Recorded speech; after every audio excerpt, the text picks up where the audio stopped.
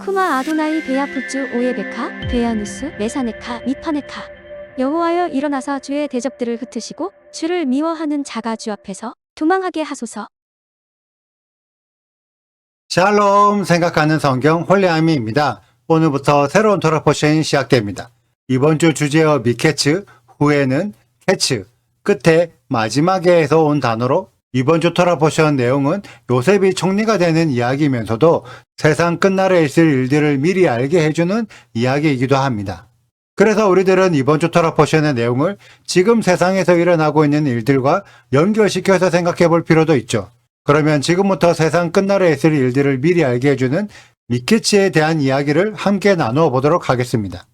오늘의 말씀은 바로가 꾼 꿈에 대한 이야기로 시작하는데 1절에 만 2년 후에 바로가 꿈을 꾸었는데 이 만 2년 후의 시점은 요셉이 술 맡은 관원장의 꿈을 해석한 후 술 맡은 관원장이 복직되고 나서부터 2년의 시간이 흘렀다는 의미입니다. 요셉이 17살에 애굽에 팔려왔는데 보디발의 집에서 노예로 지내고 감옥에 갇혀 제소로 지낸 지 총 13년가량이 지나 요셉이 30살이 되었을 때 일어난 일들이죠.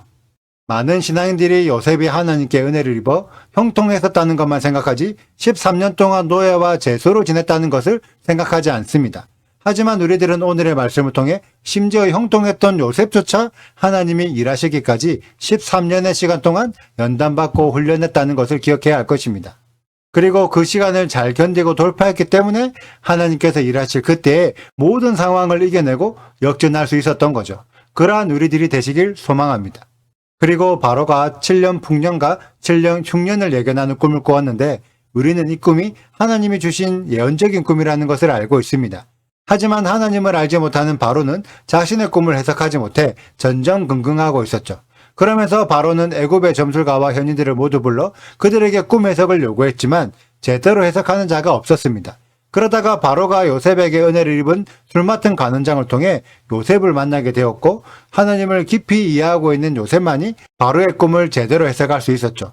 이는 세상 끝에 있을 모든 일들이 이미 성경에 기록되어 있음에도 세상에는 그 끈 일들을 제대로 이해하고 준비하는 자가 없음과 동일합니다. 하지만 하나님을 이해하고 있는 요셉은 그 꿈을 해석할 수 있었던 것처럼 하나님의 말씀을 온전히 이해하고 그대로 준행하는 토라의 가르침을 가진 자들은 세상 끝에 있을 일들을 미리 알고 준비할 수 있죠. 우리 모두 토라의 가르침을 통해 요셉처럼 마지막 때에 세상 속에서 세상의 답이 되시길 축복합니다. 그리고 우리는 이번 주 내용을 읽으면서 요셉에게 모든 포커스를 맞추면서 읽습니다. 하지만 당시 애굽의 실제 상황은 바로의 심기가 가장 큰 변수였을 것입니다. 그래서 애굽의 모든 신하들은 바로의 눈치를 보고 있었죠. 바로의 기분 하나로 사람을 살릴 수도 있고 죽일 수도 있는 상황이었으며 그러한 최고의 권력을 가진 바로에게 하나님의 계시가 꿈을 통해 내려갑니다. 왜 하나님은 하나님의 사람인 요셉 혹은 야곱을 통해서 일하지 않으시고 바로를 통해서 일을 진행시키셨을까요? 우리는 이를 통해 여호와 하나님은 의로운 자의 하나님이시지만 세상 역사도 이끌어 가시는 온 세상의 주인 되심을 알 수 있습니다. 마지막 때에도 적그리스도가 세상 권력을 장악하고 적그리스도의 정책에 따라 모든 세상 국가들의 경제가 조락펴락될 것입니다. 이에 대항하여 소위 믿는 자들이 적그리스도가 속히 무너지게 해달라고 울며 불며 기도할 것입니다. 하지만 적그리스도는 절대 기도로 무너지지 않습니다. 왜냐하면 적그리스도 또한 하나님께서 특별한 목적을 위해 세운 사명을 가지고 있기 때문이죠. 바로 성도들을 미혹하고 시험하는 사명입니다. 그래서 적그리스도에게 맡겨진 임무가 끝나기 전까지는 결코 적그리스도가 사라지지 않는다는 것을 명심하셔야 합니다. 오늘 말씀에서도 바로가 요셉을 불러 꿈 해석으로 시험대 위에 세웁니다. 그리고 그 시험을 해결한 요셉은 애굽의 총리로 세워지게 되죠. 동일하게 마지막 때에도 적그리스도는 소위 하나님을 믿는다는 모든 자들의 믿음을 미혹의 시험대 위에 세울 것입니다. 그때 요셉처럼 믿음을 증명한 자들만 참 믿음으로 인정을 받고 예수와께서 재림하실 때에 부활하여 예수와 함께 왕노릇하는 자가 됩니다.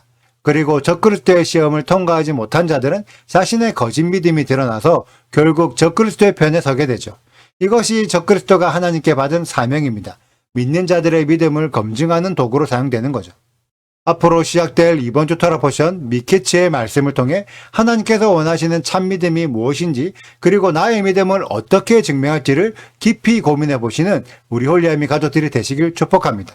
오늘의 영상은 여기까지입니다. 오늘의 말씀 읽으시고 질문 있으시다면 언제든지 댓글로 남겨주세요.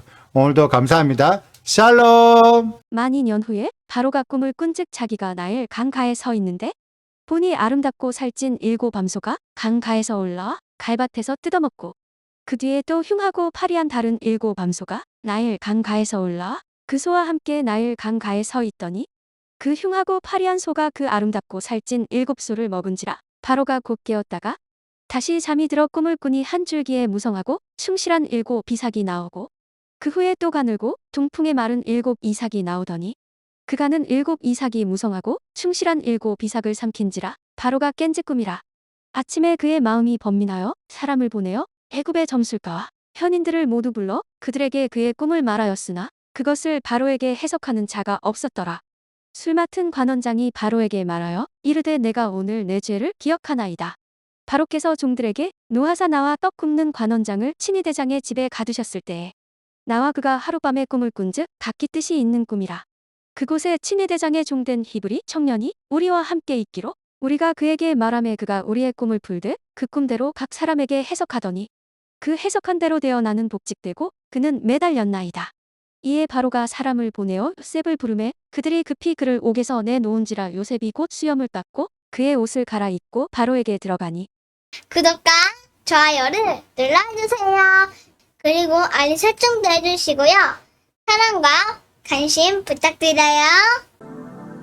슈바 아도나이 리베보트 할레페 이스라엘 여호와여 이스라엘 천만인에게로 돌아오소서.